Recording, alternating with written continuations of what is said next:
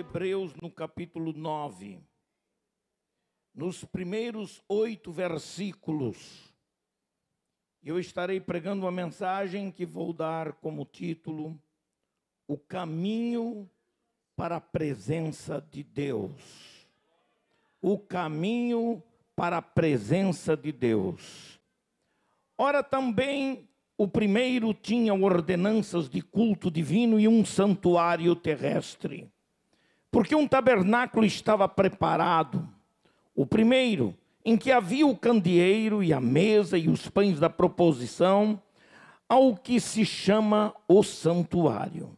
Mas, depois do segundo véu, estava o tabernáculo que se chama o Santo dos Santos, que tinha um incensário de ouro e a arca do concerto coberta de ouro toda em redor, em que estava um vaso de ouro que continha o maná e a vara de Arão, que tinha florescido, e as tábuas do concerto.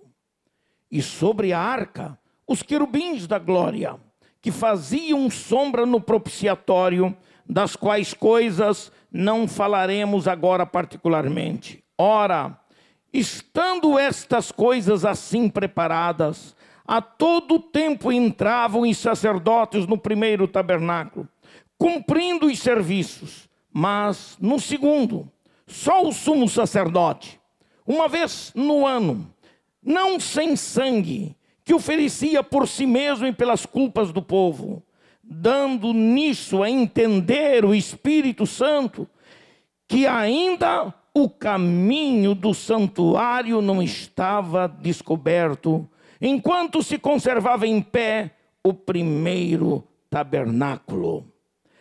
Palavras do último versículo 8, dando a entender o Espírito Santo que ainda o caminho do santuário não estava descoberto. E eu declaro logo a seguir: o caminho do santuário já foi aberto e nós vamos adentrar hoje na presença de Deus.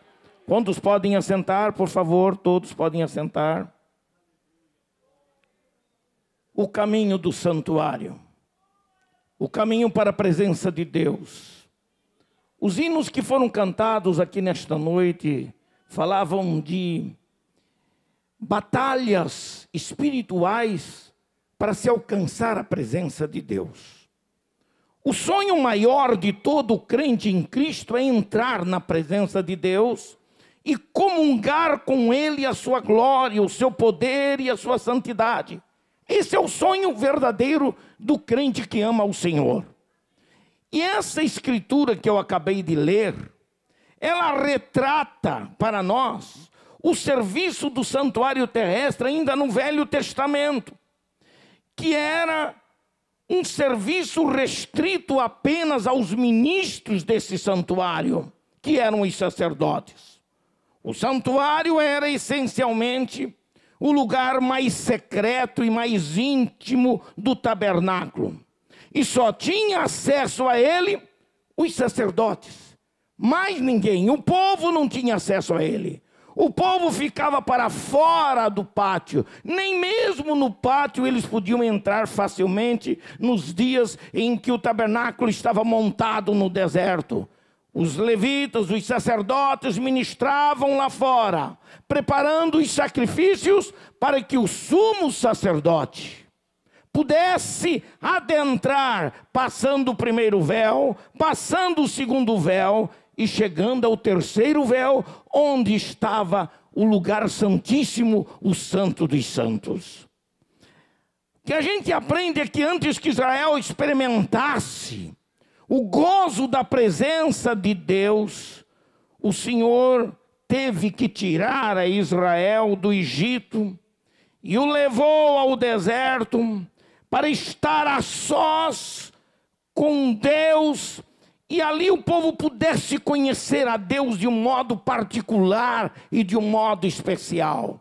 Não é muito diferente do que Deus ainda faz em nossos dias. Às vezes Ele nos tira dos movimentos que estão em torno de nós e nos conduz a desertos para que nós o conheçamos e saibamos na intimidade quem é o Deus a quem servimos. Agora prestem bem atenção nisto. Enquanto Israel estava no cativeiro, Israel não tinha, na verdade, no cativeiro do Egito, eles não tinham um ponto de encontro com Deus, eles não tinham um tabernáculo, eles não tinham uma nuvem de glória para os guiar, eles não tinham qualquer outra manifestação da Shekinah. 430 anos sob o jugo de servidão, desejando, sonhando, exatamente no dia em que eles pudessem voltar a louvar ao Senhor e pudessem fazer altares de sacrifícios ao Senhor. Ao abrir o Mar Vermelho, Deus mostrou a Israel que o caminho da libertação do poder do Egito e a oportunidade de experimentar coisas novas estava começando a se revelar. Israel começou a entender que esse era o caminho. Na peregrinação de Israel no deserto, sob a liderança de Moisés, a vida social, econômica e religiosa de Israel começou a ser organizada, uma vez que no Egito eles não podiam se organizar, eles não podiam demonstrar qualquer tipo de poder político ou coisa semelhante.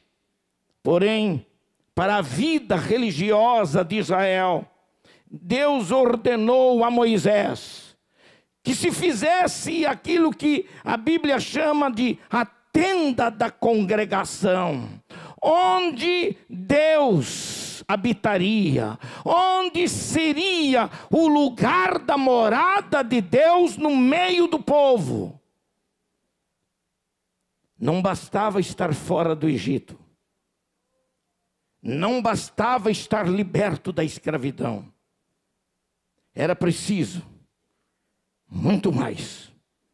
Era preciso sentir que Deus estava presente, que Deus estava de um modo especial na vida do seu povo, de uma forma imanente, isto é, junto com eles, concentrado num lugar especial. E mesmo estando em peregrinação, Israel, sem lugar fixo, Deus ordena a construção de um santuário provisório. Um santuário que poderia ser desfeito facilmente, levantado as suas estacas, as suas cortinas, para ser montado em outro lugar. Mas era um lugar provisório, para que Deus pudesse, mesmo num lugar provisório, pudesse falar e se manifestar de maneira gloriosa no meio do seu povo, e o povo pudesse sentir não o peso apenas o peso da justiça de Deus, mas também a graça da sua misericórdia estendida para aqueles que pecavam e que buscavam em Deus a solução dos seus problemas e o perdão dos seus pecados. E uma vez construído o tabernáculo no deserto, conforme as especificações divinas, Deus estabeleceu regras de acesso ao tabernáculo. Não seria uma coisa bagunçada, não seria uma coisa banalizada, não seria uma coisa mais ou menos onde todo mundo faz o que bem entende. Seria um lugar especial, um lugar santo, separado, onde não podia de maneira nenhuma entrar na presença de Deus sem sangue de expiação pelos pecados do povo, porque ninguém podia brincar com a justiça perfeita desse Deus a quem servimos. As restrições de acesso ao santuário indicavam, na verdade, a santidade de Deus. A santidade de Deus presente na vida espiritual do povo de Israel. Lembrem-se de um fato que é muito importante a gente conceituar e entender. Deus é santo, não precisa ser santo, não tem falta de santidade, não corre o risco de ser santo para sempre, para sempre, para sempre e para sempre. Ele é santo, santo, santo, poderoso, para sempre. Ele é separado. Não há a menor possibilidade de qualquer contaminação dos pecados da sua presença, porque para sempre o seu trono, que é sustentado pelos seus querubins e os seus serafins, proclamam a sua glória em louvor e santidade, provando a todos nós que o Deus Santo é um Deus todo-poderoso que está lá em cima, mas que está aqui embaixo também, de um modo especial, operando em nossas vidas. Ora, o chamado lugar santíssimo, que era no terceiro véu, e eu vou falar dele um pouquinho, era o lugar mais íntimo, era o recôndito de todo o tabernáculo, era o lugar da intimidade. Para chegar a este lugar, chamado Santo dos Santos, ou lugar santíssimo, os sacerdotes não podiam chegar de qualquer maneira. Eles começavam a ministrar lá fora no pátio.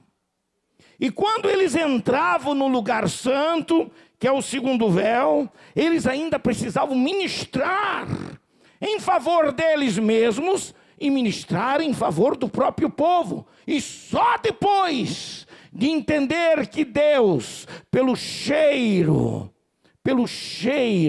das ervas odoríficas que estavam lá e eram colocadas ali no altar de incenso, então o sacerdote se arriscava com temor e tremor a entrar na presença de Deus no lugar santíssimo, mas nunca entrando com o nariz empinado, nunca entrando por qualquer atitude egoísta, mas sempre entrando em nome do povo, em seu próprio nome, com uma bacia de sangue. E antes que ele ministrasse qualquer coisa lá, ele tinha que aspergir o sangue sobre a arca do concerto, que guardava ali a vara de Arão, que guardava ali o vaso com um prato de maná, incrivelmente, milagrosamente, poderosamente, nunca estragou. Se no deserto, quando eles foram supridos e providos de maná, eles tinham que comer sempre no mesmo dia, caso contrário, no outro dia estava cheio de bicho, agora o Senhor preserva o maná num vaso sem estragar, para provar que Ele é o Deus das provisões, que Ele é o Deus que cuida do seu povo, Ele é o Deus que não deixa faltar absolutamente nada. E hoje eu quero desafiar essa igreja. Eu quero desafiar a igreja a entrar comigo no santuário.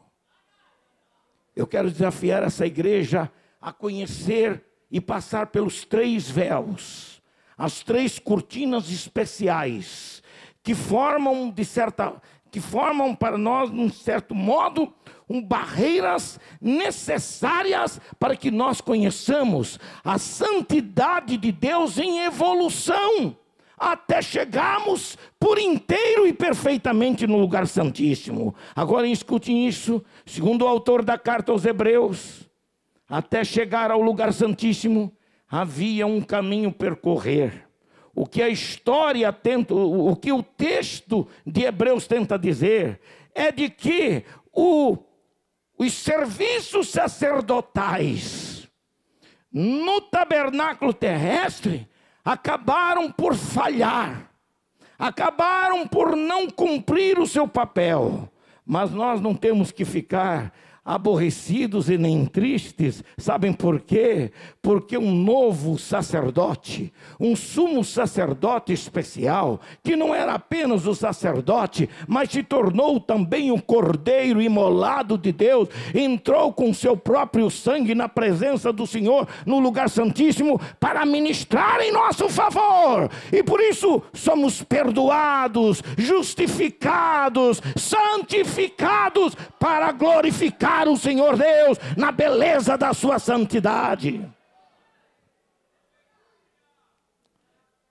O que nós descobrimos é que o nosso santuário hoje não é terrestre. O nosso santuário hoje não fica em tendas de tecidos e não exatamente em lugares de construções belas, extraordinárias, como nós temos nos nossos templos hoje no Brasil. Mais do que isso, muito mais do que isso, o nosso santuário hoje é espiritual. E Cristo é o nosso sacerdote, que ministra diante do Pai em nosso favor.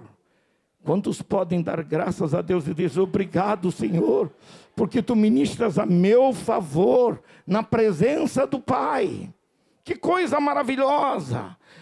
Significa que nós temos acesso ao santuário divino, ou seja, nós podemos ter acesso ao trono da graça. Às vezes eu fico ouvindo, não somente hinos, mas eu fico ouvindo algumas colocações sobre entrar diante do trono da graça, mas as pessoas não sabem nem do que significa de fato isto. Às vezes as pessoas estão distantes de entender. Acham que é uma coisa assim tão simples, tão banal, entrar apenas com as suas emoções, entrar apenas com determinados sacrifícios que não servem absolutamente para nada. Entrar no santuário de Deus requer não apenas santidade, mas purificação, limpeza, perdão e confissão de pecados. Ninguém entra na presença de Deus de qualquer maneira. Ninguém invade a sala do trono de qualquer maneira. Só entra lá quem estiver santificado, preparado, purificado pelo sangue de nosso Senhor e Salvador Jesus Cristo. O caminho para o santuário. Os versículos 6 a 9 diz assim no mesmo texto do capítulo 9.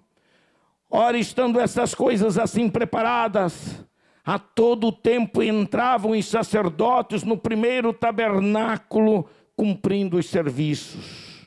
E quando ele fala do primeiro tabernáculo, está falando exatamente da separação entre as duas partes principais, o lugar santo e o lugar santíssimo. E diz mais, mas no segundo, que é exatamente o lugar santíssimo, só o sumo sacerdote, uma vez no ano, não sem sangue, que oferecia por si mesmo e pelas culpas do povo, dando a entender o Espírito Santo que ainda o caminho do santuário não estava descoberto, enquanto se conservava em pé o primeiro tabernáculo. O que nós temos aqui é uma alegoria especial para o tempo presente, dizendo para todos nós de que não dependemos de um santuário terrestre para poder entrar na sala do trono, para podermos entrar na presença de Deus. Não, hoje o nosso santuário é espiritual e temos uma vantagem, é que o Senhor nos fez sacerdotes para com Deus, e hoje você pode entrar na presença de Deus. Por quê? Porque o terceiro véu foi rasgado uma vez para sempre, para que nós adentremos e gozemos das delícias da presença de Deus. O sacerdócio levítico tinha um santuário sobre a terra, que era o tabernáculo no deserto, e é identificado como a tenda da congregação. Esse tabernáculo consistia de 3 partes distintas.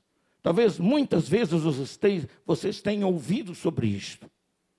Um lugar, uma parte era chamado pátio ou o átrio. Era a parte exterior, a parte de fora. Ainda que dentro de uma cerca especial, onde não havia portas laterais, não haviam brechas, nem laterais, nem nos fundos do tabernáculo. Esse tabernáculo sempre ficava com a frente voltada para o nascente do sol, porque durante a manhã eram ministrados sacrifícios e a força do sol no deserto precisava atingir não apenas o altar de sacrifício, mas a pia lavatório, porque quando ele brilhava sobre a pia lavatório na sua água, quando os sacerdotes se lavavam na pia lavatório, as sujeiras do sangue, das gorduras, das vísceras, dos animais, do animal de expiação, que foi imolado, ia para o fundo, e o sacerdote olhava e via que aquela água agora, limpíssima, estava toldada. Ele não apenas tinha que lavar-se, ele não apenas tinha que ter as mãos limpas, o corpo limpo, mas tinha que mudar as suas vestes. E quando ele mudava as suas vestes, ele vestia-se de vestes especiais.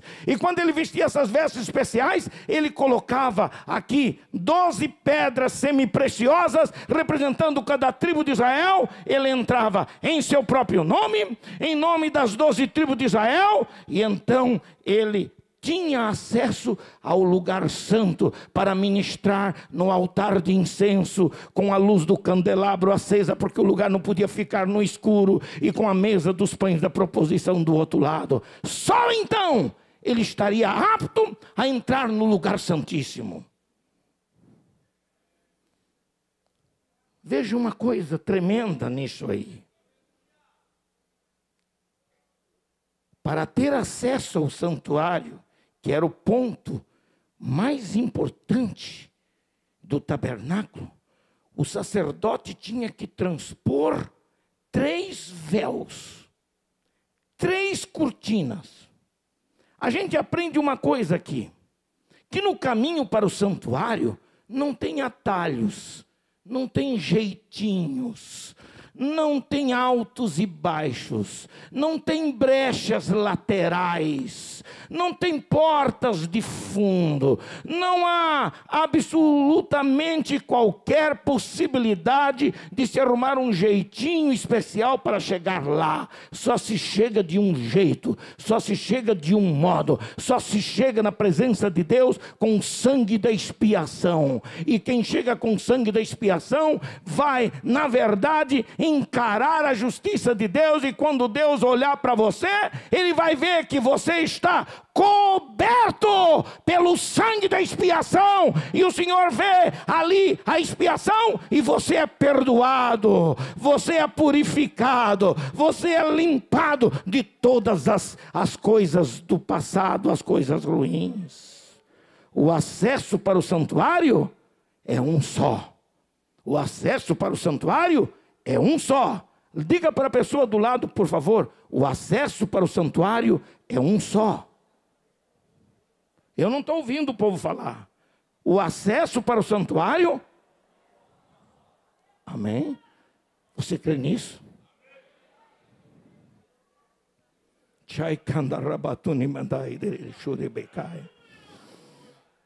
Aleluia, aleluia.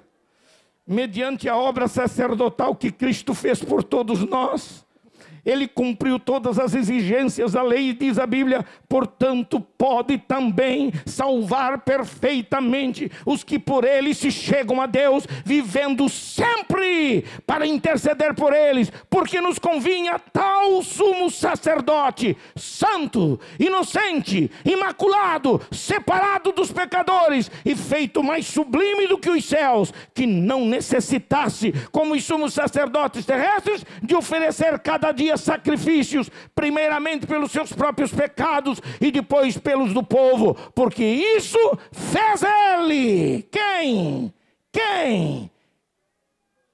Qual é o nome? Qual é o nome? E sabe o que a Bíblia diz? Ele fez isso uma vez, oferecendo-se a si mesmo.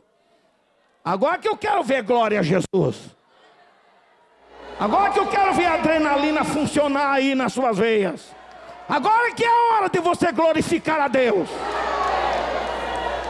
Nós só gostamos das coisas que resolvam fáceis os nossos problemas. Está na hora de entrar na presença de Deus, sem atitudes egoísticas, sem ficar pensando só em você. Lembre-se um fato: o Senhor merece toda a honra, toda a glória, todo o poder. Então, se Ele é esse Deus, Ele supre as nossas necessidades, Ele cura as nossas enfermidades, Ele é a nossa provisão. Jesus, foi Jesus, não foi Maomé, não foi Confúcio, não foi qualquer outro líder religioso mundial. Foi Jesus que entrou por nós no santuário com o seu próprio sangue e descerrou. Foi Ele que descerrou o véu de separação, deixando livre. Ele deixou livre o caminho para a presença de Deus. O caminho para a presença de Deus. Ele, Jesus, cumpriu toda a lei e pela porta da graça Ele abriu esse caminho para chegarmos à presença de Deus. Sabe qual é o nosso grande problema? Que nós colocamos a nossa emoção antes da experiência real com o Senhor. É aquela coisa assim, aquela sensação de ter chegado perto, mas não chegar lá. Está faltando hoje, no nosso cristianismo, intimidade com Deus, intimidade com Ele. Nós o tratamos como se estivesse a uma distância enorme. Então precisamos gritar com Ele, precisamos pedir a Ele, precisamos fazer um monte de coisas como se Ele estivesse distante. E Ele está esperando que você, suavemente, com atitude de humildade, diante da sua presença, chegue a Ele e goze da intimidade com Ele. Deus não é alguém que está com um chicote na mão, com uma vara de bater. O nosso Deus não é um carrancudo que está lá o tempo todo de cara feia, olhando para você, procurando defeitos em você. Ele aceita você do jeito que você é, com as suas fraquezas, com as suas dificuldades, porque Ele se baseia a sua justiça, sabe em quê? A justiça realizada pelo Senhor Jesus Cristo. Ele tomou as nossas dores e as nossas enfermidades, Ele a levou sobre si.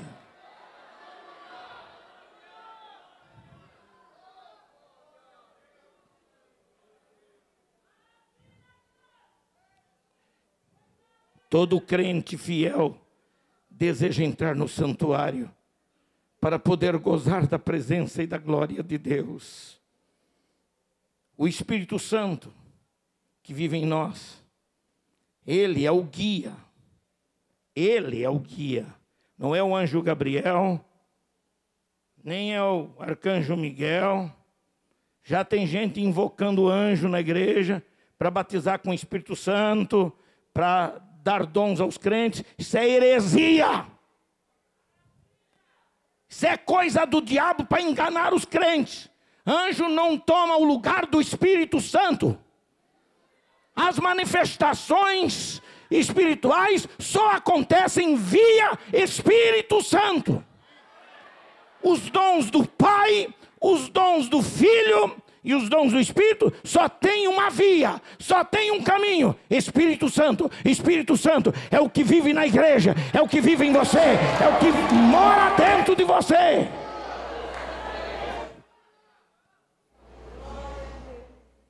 E o Espírito Santo é esse guia enviado pelo Pai, o Pai Celestial.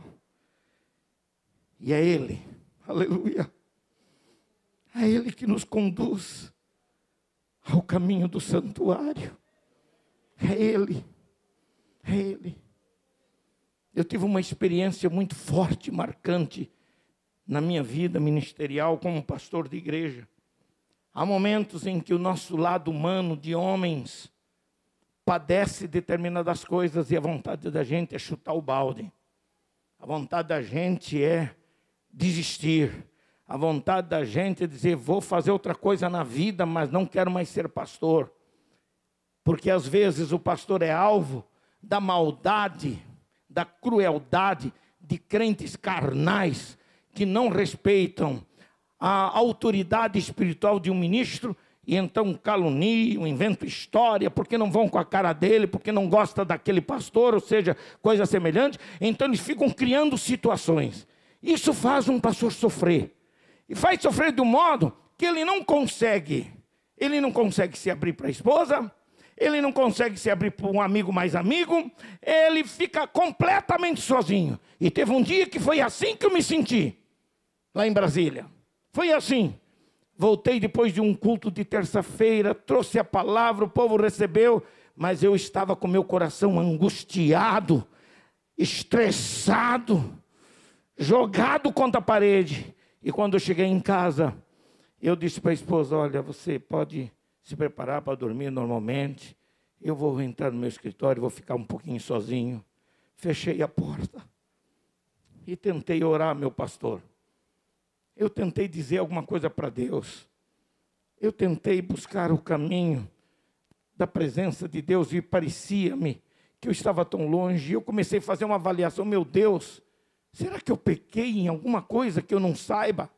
Por palavras, por pensamentos.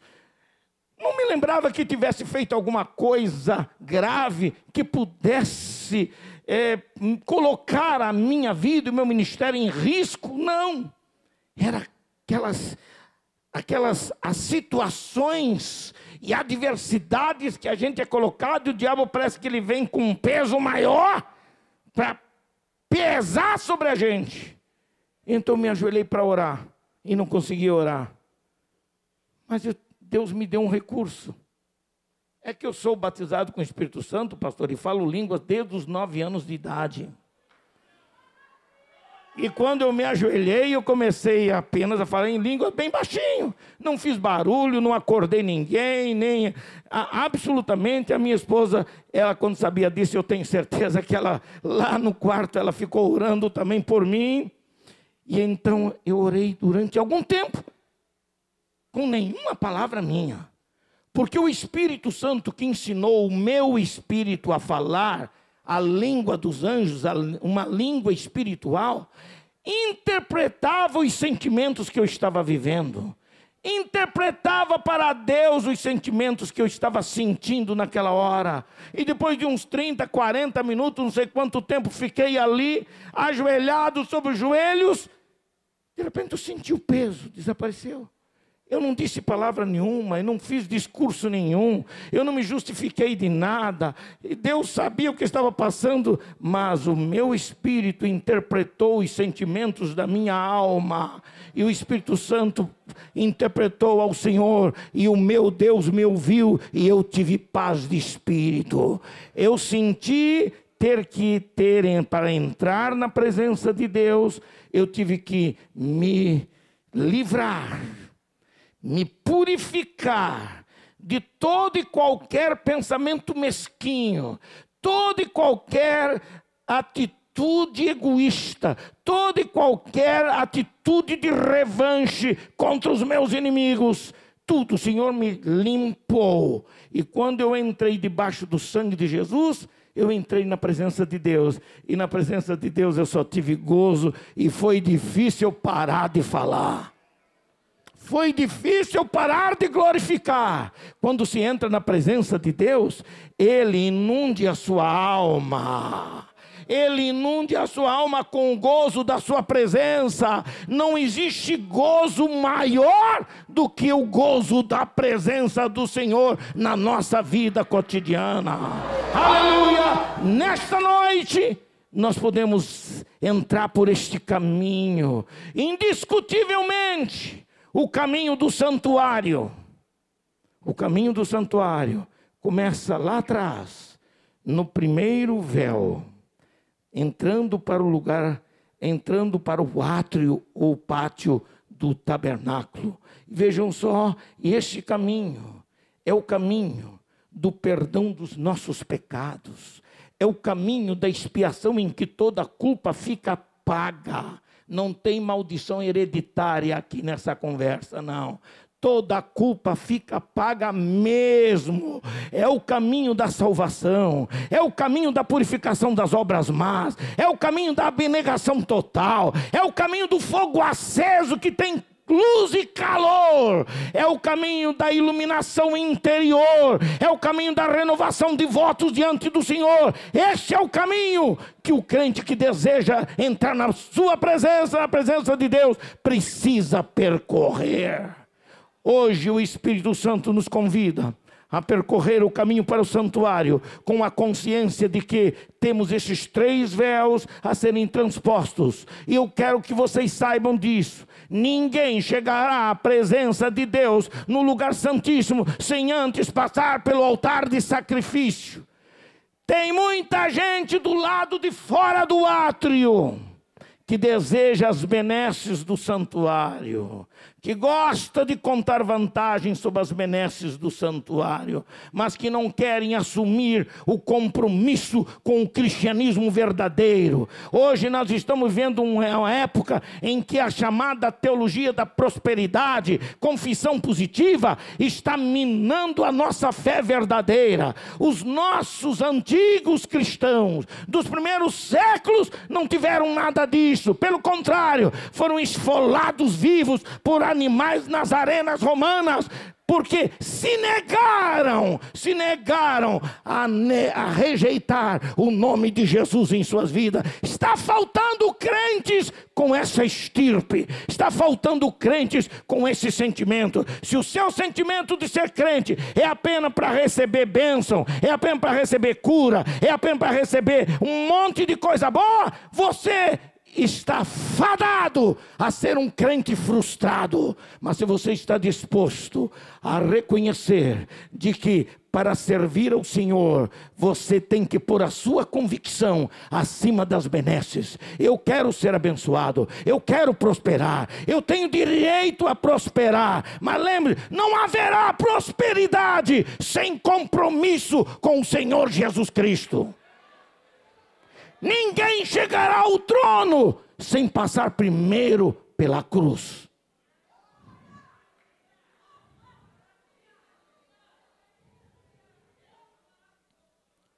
E ao transpor o primeiro véu, nós temos o átrio. Eu não vou entrar em detalhes sobre isso aqui. O átrio é o lugar onde tem um altar de sacrifícios. Os sacerdotes recebiam os sacrifícios do povo na entrada, na porta, no primeiro véu. E eles não tinham acesso naquele primeiro véu. Eles ficavam do lado de fora. E no chamado grande dia da expiação, um cordeiro limpo, puro, sem mancha, era trazido. Aliás, 2 de fato. Um era o da expiação. O outro era um cordeiro, eram os chamados 2 bodes, o chamado bode expiatório, e o bode que recebia na colocação, imposição das mãos sobre os chifres daquele animal, recebia toda a culpa do povo sobre si, e era levado para um extremo deserto, e esquecido lá. Era o chamado bode emissário. O bode expiatório é o que morria, e o sangue era colocado numa bacia. Os sacerdotes sujavam. Esses animais, escutem isso, esse animal expiatório era o único animal que os sacerdotes não tinham acesso para comer a sua carne, porque ele era queimado no altar de sacrifício até virar cinza. E depois os levitas tomavam as cinzas e levavam para um lugar bem longe, que era a simbologia de que todos os pecados desfeitos eram esquecidos da presença de Deus e levados para bem longe da presença de Deus. No altar de sacrifício, nesse altar, este era o lugar em que o pecador restaurava a sua posição com Deus.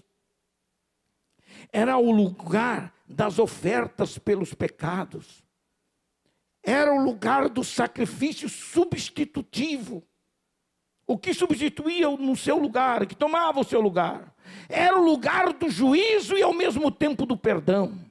Deixa-me dizer isto, é no altar de sacrifício, depois do primeiro véu, que se revela a misericórdia e a perfeita justiça de Deus. É neste altar que se derrama o fruto do amor sacrificial e a mão salvadora da justiça de Deus.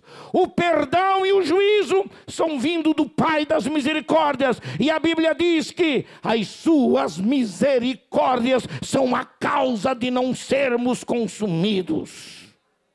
É no altar de sacrifício que o pecador apresenta o seu substituto, que apresenta o seu cordeiro. E eu quero dizer que nós recebemos o nosso cordeiro substituto, e o cordeiro substituto que tomou o nosso lugar chama-se Jesus Cristo, e Jesus Cristo se tornou o cordeiro de Deus que tira o pecado do mundo, aleluia. E hoje o poder do cordeiro de Deus está aqui para restaurar vidas, para restaurar pecadores, está aqui para purificar pecadores, está aqui para mudar a sua história.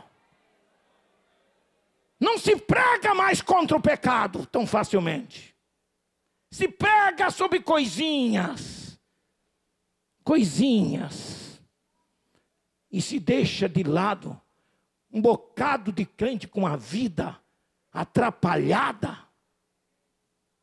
com nódoas de atitudes pecaminosas no seu dia a dia, nos seus negócios, nas suas relações familiares, nas suas relações conjugais. Aí vem para a igreja, porque a ideia, e se ilude com a ideia. Eu cheguei lá, eu me arrepiei, eu chorei, eu gostei da mensagem, e volta para casa do mesmo jeito, com os mesmos pecados, sem limpeza, sem purificação.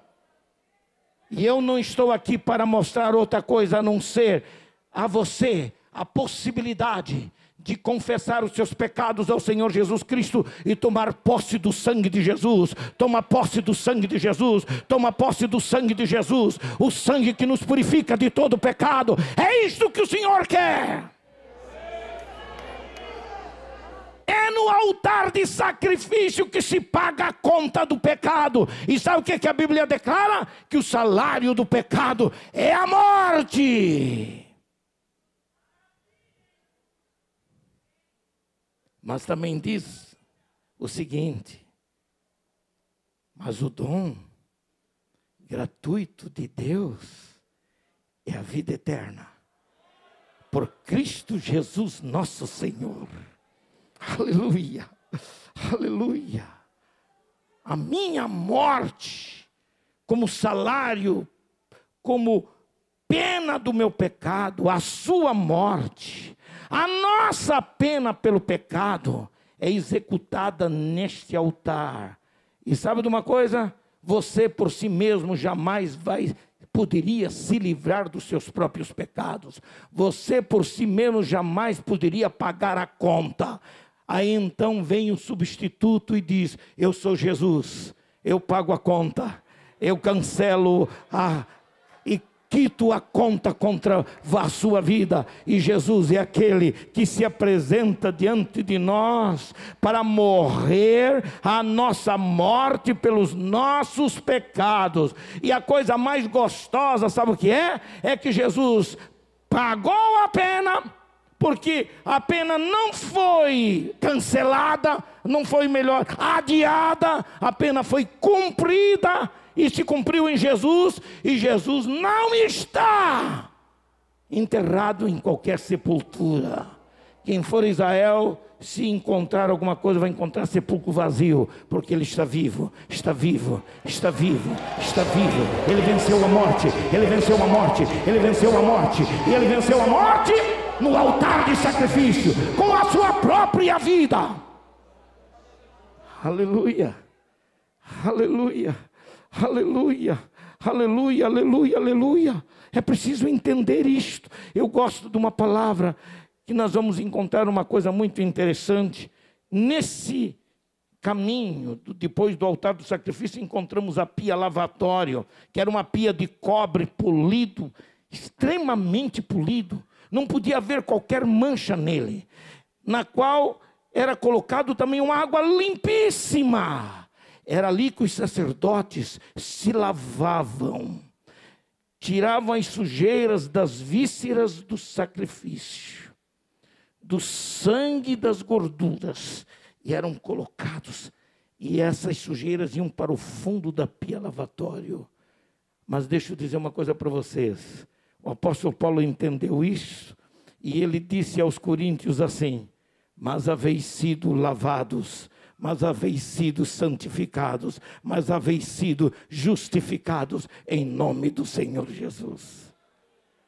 Aleluia! Quantos se sentem lavados pelo sangue de Jesus, purificados, uma vez lavados, uma vez limpos, uma vez vestidos com vestidos de justiça, não as nossas próprias vestimentas, das nossas próprias justiças que são como imundícia, mas da justiça de Deus. Nós então podemos adentrar e transpor o segundo véu, e quando a gente chega no segundo véu, a gente tem acesso ao lugar santo, ao lugar das ministrações. O passado ficou para trás, as sujeiras ficaram para trás. Agora você entra depois do segundo véu e se depara com o altar de incenso, e no altar de incenso você ministra ao Senhor o seu louvor, a sua adoração, as suas intercessões. Aleluia! É o ponto, na verdade, mais próximo do lugar santíssimo, o lugar da presença e plena da divindade.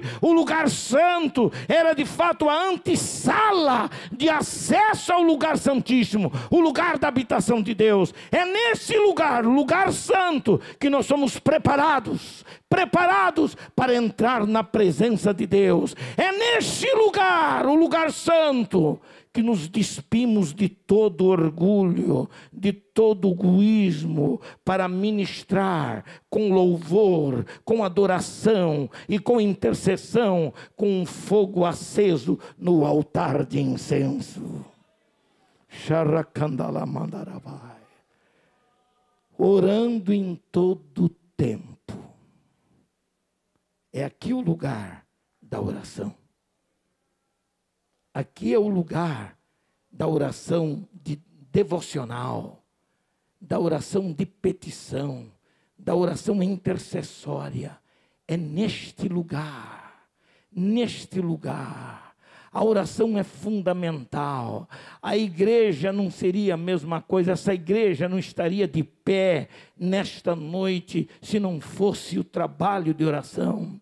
Estas amadas irmãs que oraram aqui por essas bandeiras representando o país, o estado e a cidade. Na verdade, essas mulheres que oram, e não devia ser só trabalho de mulher, os homens precisam orar um pouco mais. A vida secular está sufocando a nossa espiritualidade, porque não temos mais tempo para nada. Tudo que pensamos é faculdade, é ganhar dinheiro, é fazer isso, fazer aquilo. Nós não temos mais tempo. Quando chegamos em casa, estamos mortos e cansados. O culto doméstico há muito tempo já foi substituído pela televisão e outras coisas que estão por aí. E então, quando vem a igreja, então vamos à igreja como hobby de final de semana. Se sobrar um tempinho, vai lá para encontrar os amigos. Não, eu vou lá porque o fulano disse que precisava conversar comigo algum assunto. Então vem na igreja para conversar e trazer, tratar de assuntos que não tem nada a ver. Você só deve vir para a igreja com uma finalidade: adorar, servir, louvar, pedir, orar, entrar na presença de Deus, Este é o lugar da limpeza. Este é o lugar da purificação, este é o lugar do reforço espiritual, este é o lugar da renovação espiritual. É aqui no segundo véu, é aqui neste lugar. Eu quero terminar minha mensagem, mas eu não posso deixar isso aqui pela metade. Vocês têm que me aguentar, porque o que tenho dentro do meu coração é muito forte.